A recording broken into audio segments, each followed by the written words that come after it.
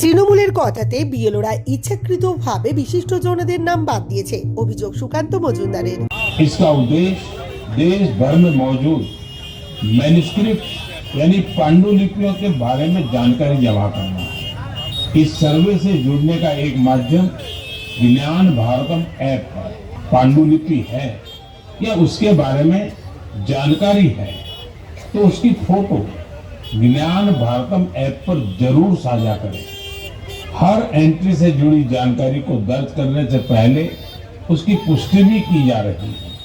मुझे তৃণমূলের কথাতে ইচ্ছাকৃতভাবে শীর্ষেন্দু মুখোপাধ্যায় সহ বিশিষ্টজনদের নাম বাদ দেওয়া হয়েছে, যাতে এসআইআর প্রক্রিয়া নিয়ে একটা আতঙ্কের বাতাবরণ তৈরি করা যায়। রবিবার পানিহাটি বিধানসভা কেন্দ্রের আগরপাড়া উসুমপুর বটতলায় প্রধানমন্ত্রীর মন কি বাত অনুষ্ঠান যোগ দিয়ে এমনই অভিযোগ করলেন কেন্দ্রীয় শিক্ষা প্রতিমন্ত্রী তথা বালুরঘাটের সাংসদ সুকান্ত মজুমদার। এদিন মন কি বাত অনুষ্ঠানে কেন্দ্রীয় প্রতিমন্ত্রী সুকান্ত মজুমদার ছাড়াও হাজির ছিলেন পানিহাটি কেন্দ্রের বিজেপি প্রার্থী অভয়ার মা রত্না দেবনাথ, অভয়ার বাবা, বিজেপির কলকাতা উত্তর শহরতলি জেলার সভাপতি চণ্ডীচরণ রায়, যুবনেতা জয় সাহা প্রমুখ। এদিন কেন্দ্রীয় প্রতিমন্ত্রী বলেন, সুপ্রিম কোর্টের নির্দেশে এসআইআর প্রক্রিয়ার কাজ চলছে।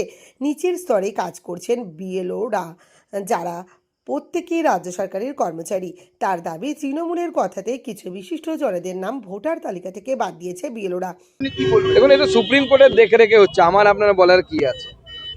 সুপ্রিম কোর্টের দেখে রেখে হচ্ছে এবং নিচে কাজ করছে হচ্ছে বিএলওরা, যারা প্রত্যেকেই রাজ্য সরকারের কর্মচারী। আমি ধরুন বিএলও, আমি ওনার নাম তুলতে গিয়ে কোনো ভুল করলাম, ভুলটা ন্যাচারাল হতে পারে, ইচ্ছাকৃত হতে পারে। এরকম নয় তো যে তৃণমূলের কথাতেই শীর্ষেন্দু মুখোপাধ্যায়ের মতো বিশিষ্ট ব্যক্তির নামে ইচ্ছাকৃত ভুল বিএলওদেরকে দেখে করানো হয়েছিল। শশী বাজারটা তাও মানা যায়, কারণ শশী বাজার তো সাউথ ইন্ডিয়ান, শশী বাজার বাঙালি নয়। আপনারা জানেন কিনা জানি না, শশী বাজার অ্যাকচুয়ালি সাউথ ইন্ডিয়ান মহিলা।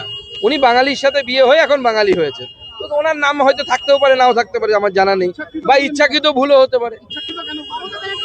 ইচ্ছাকৃত এই জন্য করা হয়েছে, তৃণমূলের বহু প্রমুখ নেতা, তাদের নাম ইচ্ছে করে ডাউটফুল লিস্টে রাখা হয়েছে, যাতে এসআইআর নিয়ে একটা হাইপ তৈরি করা যায়, এসআইআর নিয়ে এমন একটা বাতাবরণ তৈরি করা যায়, দেখো এসআইআর এ কি হয়ে যাচ্ছে।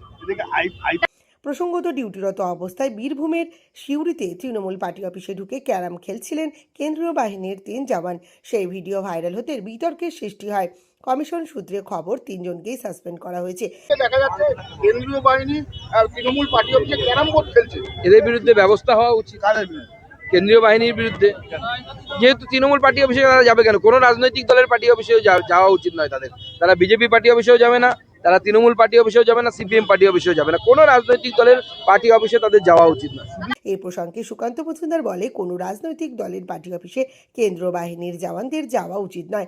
তৃণমূলকে নিশানা করে তিনি বলেন, 5 বছর ওরা টাকা কামাই করে আর ভোটের সময় ওরা টাকা ছড়ায়। এটাই তো তৃণমূলের কাজ। সবাই জানে, ওপেন সিক্রেট। 5 বছর ধরে ওরা বসে থাকে, টাকা কামাই করে, তবে ভোটের সময় টাকা ছড়ায়, এর বাইরে আর কিছু নেই। তৃণমূল কংগ্রেস এমন একটা অরাজকতার পরিস্থিতি গোটা রাজ্য জুড়ে তৈরি করেছে, যেখানে সিস্টেম হয়ে গেছে ফেলো করি মাকোতেন।